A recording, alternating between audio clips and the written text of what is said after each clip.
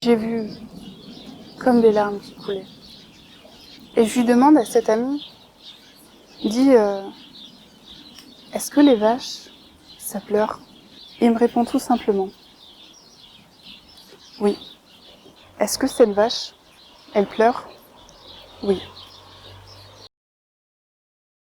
Aujourd'hui, on se retrouve pour la 5e étape de ce voyage pour ma transition vers une alimentation pratiquement végane.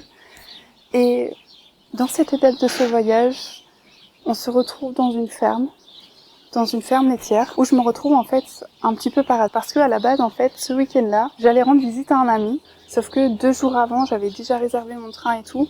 Il me dit, ben écoute, en fait, il y a un collègue qui est malade, il va falloir que je bosse ce week-end.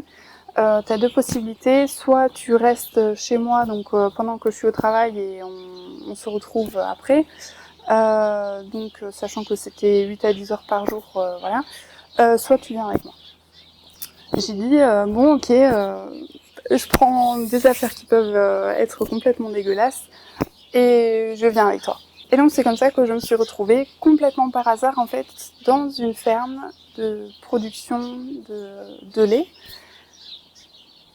Et ça a été clairement un des événements les plus marquants pour moi. Un week-end, waouh.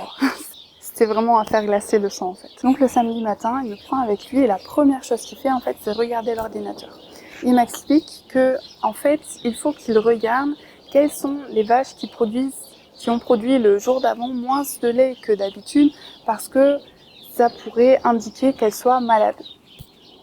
Et pour chaque vache où il voit que il y a eu moins de lait que d'habitude, il va voir les vaches, il va l'examiner pour voir si elle est malade ou pas, en fonction de prendre des décisions, donc soit la soigner, soit appeler le vétérinaire parce que c'est pas un travail de vétérinaire en fait, soit appeler le vétérinaire pour savoir ce qu'il doit faire, si le vétérinaire il doit venir, etc. Et donc c'était déjà rien que ça, ok. Donc tu travailles en fait pour guérir les vaches qui sont pas censées être malades à la base, mais en fait les vaches elles sont malades parce que l'homme le voit plus comme une machine à produire du lait, donc fait qu'elles produisent beaucoup plus de lait que ce qu'elles ne devraient naturellement, et qu'en plus du coup elles n'ont pas forcément les aliments qu'elles devraient avoir pour ne pas tomber sans cesse malades.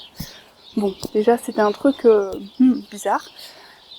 Et donc il m'a pris avec lui, il m'a montré des petits trucs comme si tu tapotes là et que t'écoutes un peu bien, s'il y a un bruit métallique, tu sais que voilà cette vache elle est malade. Et puis il m'a montré aussi le truc du style soulever la queue puis mettre la main dedans. Et en fait il m'a montré un petit peu son travail. Et c'était très intéressant.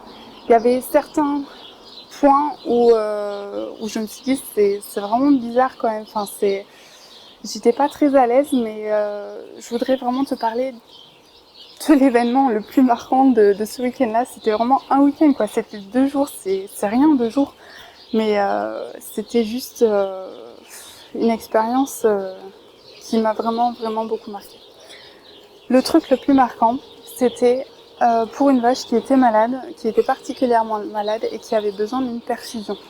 Donc en fait déjà il fallait attacher la vache donc avec le cou comme ça. Donc si là il y a le grillage, on devait l'attacher comme ça au grillage pour qu'elle ne puisse plus du tout bouger la tête, pour qu'il puisse mettre une aiguille dans le cou et pour faire la perfusion. Déjà c'était difficile parce que forcément une vache ça veut pas être attachée comme ça. Donc elle essaie de se défendre et tout, et ça se voit dans ses yeux qu'elle a peur.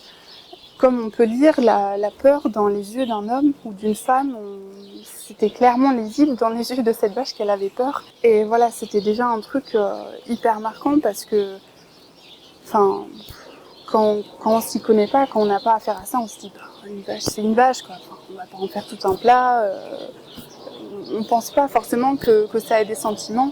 Mais là, c'était déjà clair, rien qu'à lire cette peur dans les yeux, que si une vache, ça a des sentiments. Mais le pire, c'était ce qui est venu après. C'est-à-dire que j'étais en train de tenir cette poche avec le liquide de perfusion pendant que lui, il s'occupait autrement de cette vache. Et je regardais cette vache. Je voyais la peur dans ses yeux. Et au bout d'un moment, j'ai vu comme de l'eau dans ses yeux. Et puis j'ai vu comme des larmes qui coulaient. Et je lui demande à cette amie, dit, est-ce que les vaches, ça pleure? Il me répond tout simplement, oui. Est-ce que cette vache, elle pleure? Oui. On est resté là pendant un moment en silence. Moi, je me sentais pas spécialement bien de voir cette vache qui pleurait et j'en ai la chair de poule à chaque fois que j'en parle. Lui, il était plus habitué, mais c'est spécial quand même, comme expérience.